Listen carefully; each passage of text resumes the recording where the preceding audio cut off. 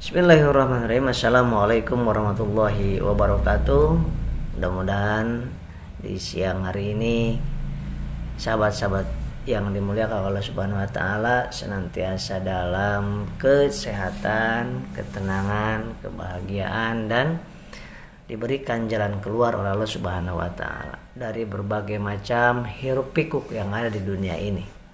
Ujian berbagai macam yang Allah berikan kepada kita, karena memang itu adalah keniscayaan bagi orang yang sedang hidup.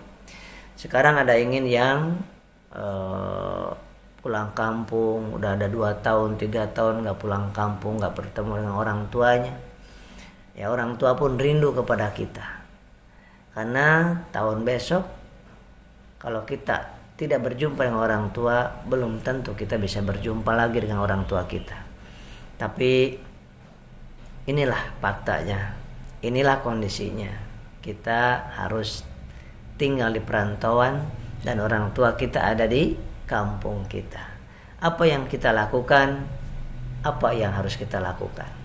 Yang gak bisa mudik, ya udah, kita video call dengan ibu bapak kita teleponan, kemudian kita memohon maaf kepada beliau. Itu yang bisa kita lakukan, sahabatku.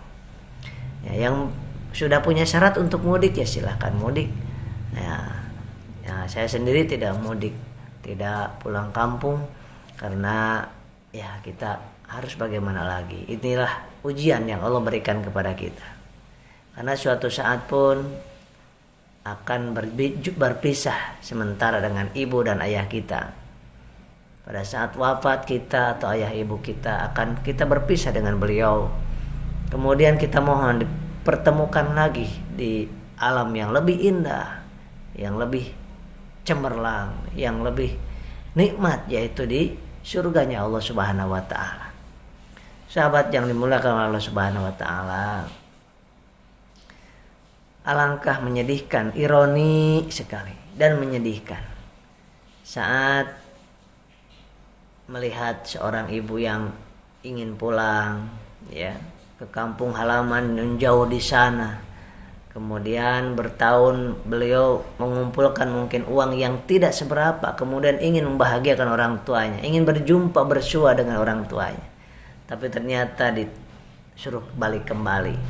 Tapi inilah tetesan air mata yang keluar dari si ibu tersebut membuat saya merenung kemudian apa yang dikatakan oleh ibu tersebut. Dan ini bukan cuma satu orang, banyak orang yang mengatakan, aduh kan Pak, saya gak punya pekerjaan lagi, aku kan gak punya penghasilan lagi, gimana saya bisa makan di sini, saya harus pulang. Kalau di kampung kan ada kangkung, ada daun singkong, ada beras. Kalau di kota, kalau udah gak punya penghasilan, itu apa yang dimakan? Masa mau makan apa? Makan batu kerikil, makan karpet? Gak mungkin kan? Nah, kemudian pulang lagi. Banyak sekali yang merasakan seperti itu. Maka dari itu saya merenung kemudian menyampaikan kepada sahabat-sahabat. Maka dari sekarang ini adalah ibrah dari Allah Subhanahu wa taala, peringatan dari Allah Subhanahu wa taala. Bagaimana ketika kita kemudian kita tidak bekerja lagi, kemudian kita di PHK, kemudian kita tidak mendapatkan hasil dari kerjaan kita, dagang kita digulung atau gulung tikar, kemudian kita mau berdiam diri wajib kita harus diam di kota kita saat ini. Apa yang harus kita lakukan? Saya kasih bocorannya, saya kasih informasi dan saya kasih solusinya, sahabat.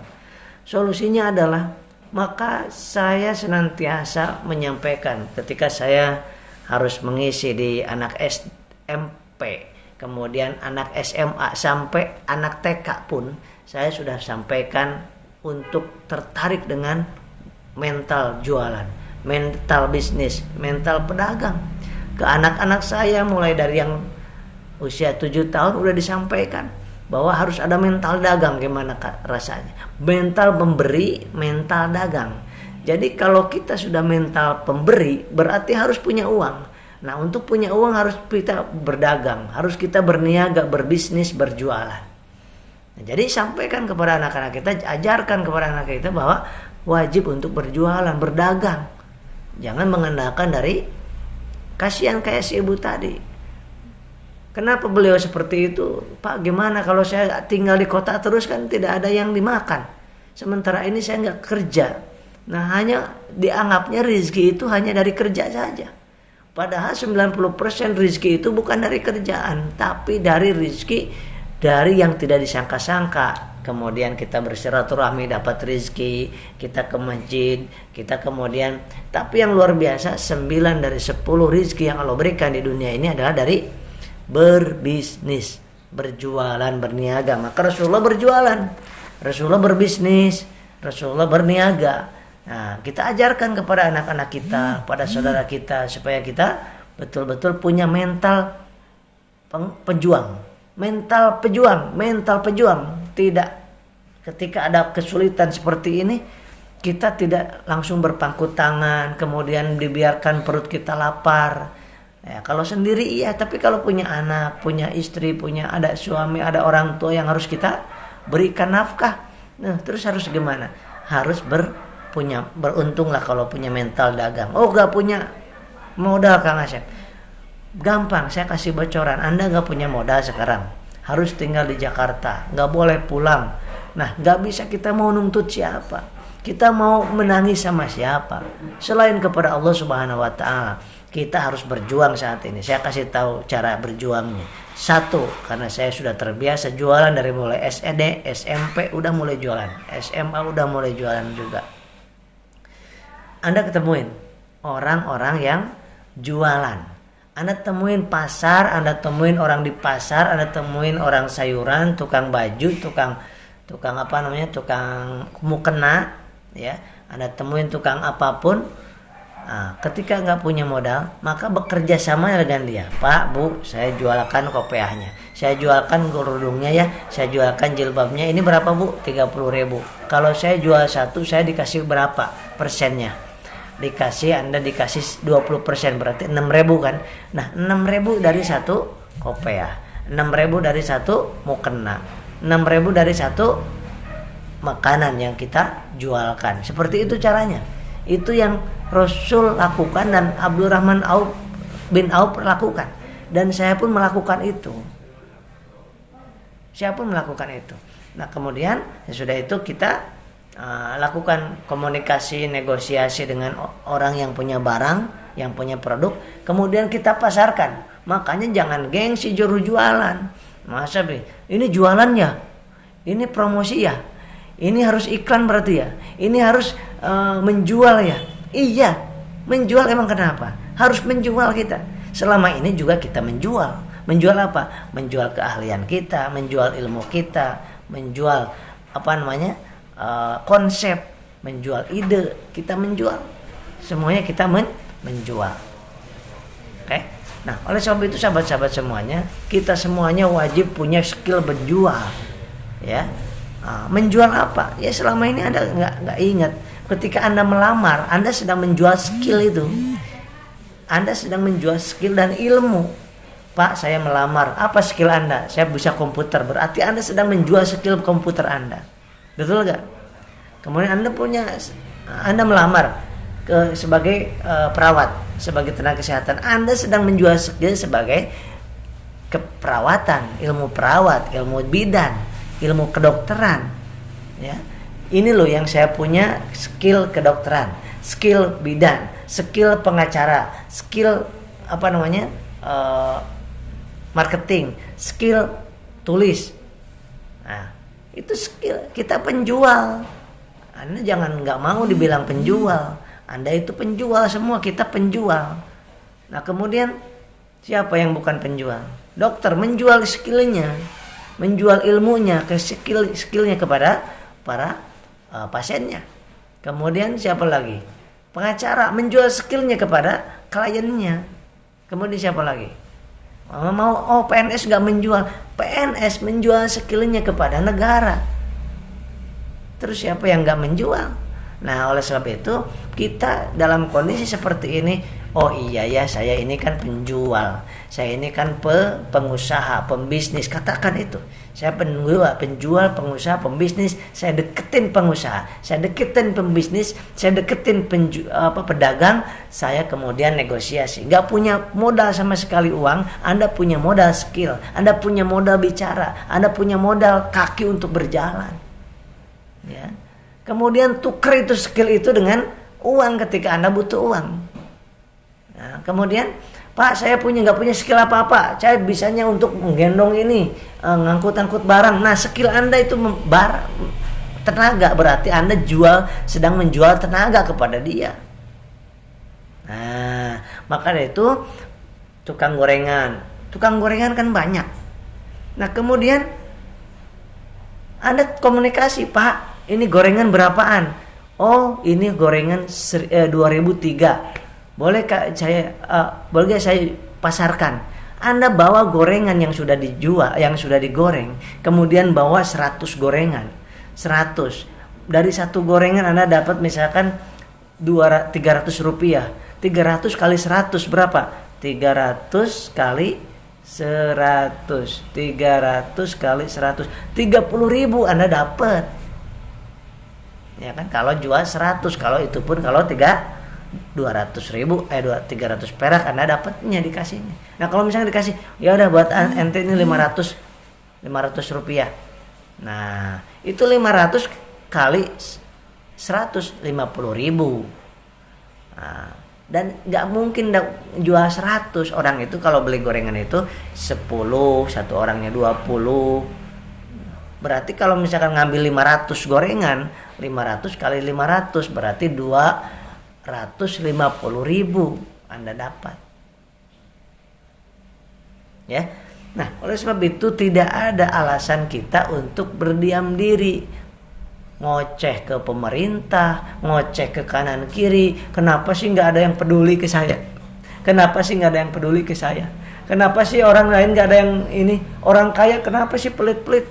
Nah, kenapa ngomong kayak gitu? Kenapa ngomong kayak gitu? Kenapa kita nggak? Saya harus menjadi bukti bahwa saya harus memberi. Kalau untuk memberi, saya harus melakukan sesuatu. Nah, kalau Anda nggak punya modal sama sekali, caranya gitu. Ke tukang handphone, Anda jualkan handphone mereka. Jual laptop, Anda jualkan laptop mereka. Ya, Anda dapat persentase dari satu laptop, Anda dapat 300.000 misalkan. Enak nggak? Anda punya handphone kan? Anda punya WA, punya Facebook, jual di Facebook, jual di handphone. Anda saya temuin orang yang yang showroom mobil. Saya ngobrol, Pak, ini mobil berapaan? Saya boleh nggak memasarkannya? Jual mobil, simpan di WA kita, simpan di laptop kita, Facebook kita. Kemudian ada orang yang tanya. Kemudian kita bilang, ini berapaan, Pak? Ini 200 juta. Nanti kalau saya yang memasarkan, saya dapat berapa? Dapatnya Anda dikasih nanti satu mobilnya, satu unitnya dikasih 2 juta rupiah. Enak nggak? Nggak usah punya showroom. Anda bisa jualan mobil. Nggak usah punya konter. Anda bisa jualan handphone, sahabatku. Jadi zaman sekarang jangan bikin pusing. Jangan dibikin pusing. Semuanya mudah. Semuanya mudah kalau kita anggap mudah dan kita yakin kepada Allah. Yang memberikan rezeki adalah Allah. Tugas kita ikhtiar. Tugas kita ikhtiar. Jangan sampai kita tiang, tidur-tiduran, santai, nyalahkan sini, nyalahkan situ, marah sini, marah sono. Ada apa? Kita berarti harus kurang mentalnya. Ketika saya bertahun-tahun di sebuah universitas, itu saya setiap ada penerimaan mahasiswa baru perawat, saya suruh ngajar di situ wirausaha, entrepreneurship. Supaya apa? Supaya anak kuliah tersebut begitu keluar kuliah atau selama kuliahnya dia tidak mengandalkan bagaimana dia kerja saja. Ngelamar dan ngelamar saja. Mereka punya mental usaha, mental bisnis, mental pengusaha. Nah, itu yang saya ajarkan kepada mahasiswa baru. Ya, di universitas terkemuka di daerah Bekasi, sahabat. Ya. Gimana supaya punya mental pengusaha, itu penting, sahabat. Penting karena mungkin anak kita saat ini minta uang, nah ada dikasih. Minta jajan, nah dikasih. Minta handphone kita kasih. Minta ini, tetapi suatu saat kita sudah nggak ada, uang habis, ataupun ada sesuatu yang bencana dan sebagainya, harus miskin lagi. kita nggak bakal kesulitan sahabatku, nggak bakal mengemis. Anak-anak kita juga nggak bakal mengemis karena kita sudah ajarkan bagaimana mental dagang, mental bisnis. Itu kalau Anda nggak punya modal sama sekali. Kalau Anda punya modal tapi terbatas, Anda franchise kepada orang yang, kepada usaha, kepada bisnis, kepada perusahaan yang punya nama tapi modalnya kecil. Ya. Cukup dengan kurang dari 5 juta Anda bisa mendapatkan sesuatu penghasilan yang mingguan, bulanan. Kemudian Anda juga bisa mendapatkan motor cash, mobilio cash. Itu kan mantap. Sekarang ada yang seperti itu, yang halal dan legal.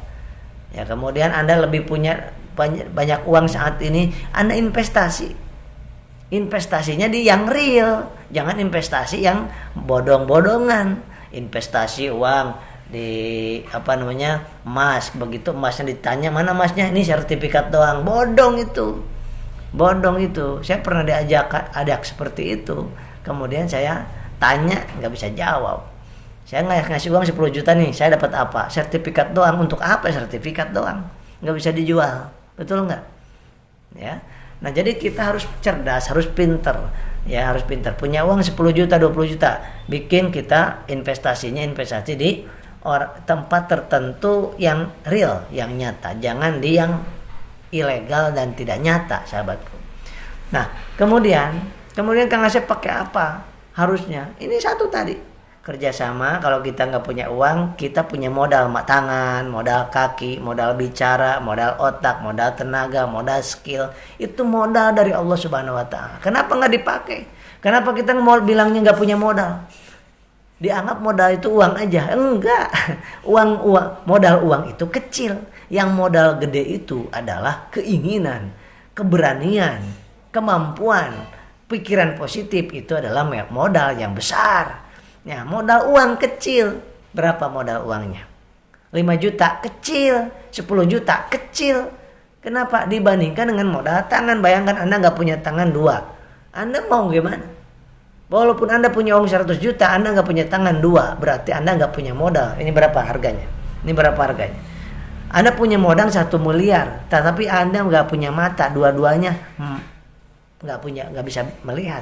Maka sesungguhnya Anda sedang, walaupun punya uang 1 miliar, Anda nggak punya modal sebetulnya. Modal yang besar yaitu mata. Anda dapat uang, kemudian Anda nggak bisa lihat uang itu. Anda nggak bisa lihat orang yang bekerja sama dengan Anda, yang bermitra dengan Anda nggak bisa lihat, ya kan? Nah, sekarang ini mata ada, telinga ada, lisan ada, tangan kaki ada, pikiran masih normal, hati masih normal. Itu modal triliunan, ribuan triliunan itu nilainya. Maka jangan bilang lagi saya nggak punya modal. Nanti benar-benar sama Allah dihapuskan modal semua ini. Naudzubillah min dzalik. Maka kita lakukan, yang nggak punya modal lakukan yang ini, yang punya modal kecil bergabung dengan bisnis yang modalnya kecil. Contohnya PTBS 2.100.000 sudah menjadi bagian dari PTBS. Kemudian ketika kita membuka cabang dibayar 400.000. Cabang satu lagi 400.000, udah 800.000. Kemudian masuk ke rekening kita. Kita buka cabang 10 ada 4 juta, ya kan? Nah, kemudian ketika kita udah sampai targetnya dapat motor 20 juta. Kalau udah sampai lagi ke 300 poin udah dapat mobilio 150 juta cash. Tuh, terus seperti itu. Ya, modal kecil hasilnya miliaran. Nah, itu orang yang cerdas. Jangan ragu. Jangan merasa wah enak tenang sekarang saya masih kerja. Iya, sekarang kerja. Besok apakah yakin masih kerja? Ya, besok apakah yakin masih diterima kerja? Apakah yakin seminggu lagi Anda nggak di PHK? Ya, maka selama kita kerja, kita kerjakan bisnis, kita kerjakan jualan, kita dagang. Allah sangat suka kepada kita, pedagang, pengusaha, pembisnis. Bahkan banyak orang yang kenapa kita harus jualan? Supaya punya uang gede banyak. Kenapa harus punya uang banyak? Supaya kita lebih banyak bisa berbuat baik di dunia ini untuk bekal akhirat, sahabatku. Jadi kaya itu harus harus kaya supaya kita bisa mencukupi diri kita, keluarga kita, orang tua kita, dan banyak orang yang membutuhkan kita. Jangan mau menjadi tangan di bawah, menjadilah tangan di atas. Mulai dari sekarang kita niat, ya Allah pengen jadi tangan di atas, pengen jadi orang yang memberi. Jangan mau ya Allah, gak mau ya Allah saya menjadi orang yang peminta-minta sampai keturunan hamba ya Allah. Mintakan gitu. Nah sekarang kita sedang diuji, gak bisa pulang kampung. Nah kita diuji sekarang mental kita. Yakinkan, saya mental baja, saya mental pengusaha, saya mental pedagang, saya mental pengusaha, pembisnis, saya mental seperti mental Rasulullah, saya seperti mental para sahabat, seperti mental para orang-orang yang sukses dunia akhirat. Katakan gitu. Dan stop mengatakan gak punya modal, stop, jangan. Nah kita punya teman, kenalan sama orang, satu hari kenalin 2 orang, supaya dapat apa?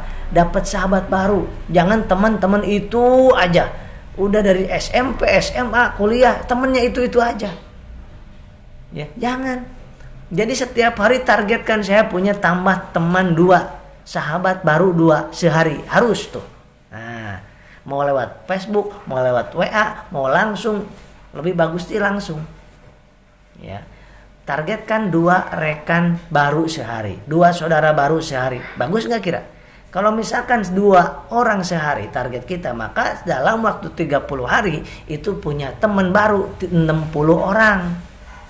Dan tiap satu orangnya punya keluarga, berarti punya teman punya saudara baru 60 keluarga baru. Bayangkan sahabatku. Nah, jadi bukan semata-mata untuk bisnis cari teman itu. Cari saudara itu untuk saudara kita dunia dan akhirat. Bukan untuk semata-mata bisnis. Kalau dia butuh bisnis, kita kasih. Dia butuh solusi, kita kasih. Kalau nggak butuh, ya kita jadikan saudara. Ya, kita jadikan saudara. Jadi 2 saudara baru setiap hari. Maka sebulan akan mendapatkan 60 saudara. Dalam setahun kita akan mendapatkan 720 saudara. Setahun 720 saudara, bayangkan. Nah Anda sekarang tinggal di Indonesia, tinggal di Jakarta, tinggal di kota Anda, itu sudah berapa puluh tahun dan sudah ada penambahan saudara berapa. Jangan bilang, Kang Asep saya mah di Jakarta gak punya saudara, Kang Asep saya mah di perantauan gak punya saudara. Wih, saudara yang punya di perantauan ada 4 saudara, 4-4-nya ada di Jakarta, itu juga jarang ketemu. Kalau pengen tahu, jarang ketemu. Nah tetap ketemunya di WA juga, tetap ketemunya di telepon juga. Maka dari itu jangan katakan saya nggak punya saudara. Justru kalau nggak punya saudara, nggak punya teman di perantauan, cari teman baru sehari 2, cari saudara baru sehari 2, cari kawan baru sehari 2. Itu luar biasa. Setahun punya 720 teman baru. 700. Kalau 10 tahun berapa? 72.000. 10 tahun 72.000 kawan baru. Tuh nanti akan ditindaklanjuti oleh anak-anak kita, teman-teman baru kita kenalkan. Itulah kekayaan yang sebenarnya tuh sahabat. Kekayaan yang sebenarnya itu adalah teman, sahabat, saudara baru, saudara lama. Itu adalah kekayaan yang sesungguhnya. Jangan katakan kita gak punya saudara. Jangan katakan kita gak punya modal. Itu sahabat kita juga modal. Sahabat yang sejati, yang sanggup mengingatkan kita kalau kita lalai. Dia sahabat sejati itu, dia sanggup menampar kita pada saat kita salah. Dia sanggup mengajak kita pada saat kita jauh dari Allah, mengajak kita dekat dengan Allah. Itulah sahabat yang sejati, yang mudah-mudahan sahabat di dunia dan sampai sahabat di akhirat kelak. Ya, sahabat-sahabat yang dimuliakan oleh Subhanahu wa taala. Maka jadikan kita kesulitan saat ini gak mudik, jadikan kita sebagai lantaran cari sehari 2 saudara baru. Baik itu yang gak punya kerjaan, yang punya kerjaan. Kalau bisa carinya sahabat-sahabat yang positif pikirannya, yang semangat tinggi. Ya, jangan nyari saudara, nyari teman baru, sahabat baru yang pengeluh, tukang ngeluh, tukang emosian, gak mau kerja, pengangguran. Jangan. Ketemulah sama orang-orang yang positif, yang punya semangat yang tinggi supaya menular kepada kita. Ya, kemudian kita cari ilmunya dari beliau. Beliau banyak ilmunya, dari si A ilmu tentang ini, dari si B ilmu tentang ini. Jadi dua sahabat baru itu, dua saudara baru itu dua ilmu. Kalau ada 60 ilmu, nah maka kita akan kaya dengan ilmu, kaya dengan pengalaman. Kita nggak merasakan pengalaman pahit dia, tapi kita merasakan, udah tahu tentang pengalaman pahit itu, supaya jangan terulangi oleh kita sendiri. Nah, kita tahu, kita diberitahu oleh dia tentang pahit getirnya, tentang merintis bisnis. Nah, kita belajar dari beliau supaya kita bisnis tapi tidak jungkir balik seperti beliau, kan gitu. Nah, jadi sahabat sedang kesulitan, gak bisa mudik, gak usah khawatir, kita doa, kita telepon orang tua kita, yang orang tuanya sedang di alam barzah, kita sampaikan rindu kita kepada Allah lewat Allah Subhanahu wa Ta'ala. Kemudian kita sampaikan kepada Allah Subhanahu wa Ta'ala istighfar untuk orang tua kita. Mintakan ampun, Rabbi gfirli wali walidayya warhamhuma kama rabbayani shighara. Kita mohonkan ampun kepada Allah Subhanahu wa Ta'ala, sahabatku. Oke, sahabatku yang diingatkan, yang dimuliakan oleh Allah Subhanahu wa Ta'ala. Baik, silakan Bu Emi, barakallah. Bu Ai, barakallah. Bu Lia, Bu Marlini, Bu Nora, Bu Fitri, keren dahsyat, barakallah. Bu Fitri, new leader. Nah, begitu sahabat, semangat, optimis, yakin, percaya diri. Nah, ini menjelang lebaran, jangan leha-leha. Kita puasa jangan leha-leha, kita semakin semangat, semakin optimis. Mencari apa? Mencari saudara. Mencari apa? Mencari nafkah. Menjemput rizki. Rizki di mana-mana Allah tebarkan, tinggal kita mau ngambil atau enggak. Kita kenalan dengan siapa saja. Kemudian kita cari ilmunya, cari saudara, persaudaraan. InsyaAllah mudah-mudahan sahabat disiapkan, dimudahkan, dimuliakan oleh Allah Subhanahu wa Ta'ala. InsyaAllah. Assalamualaikum warahmatullahi wabarakatuh.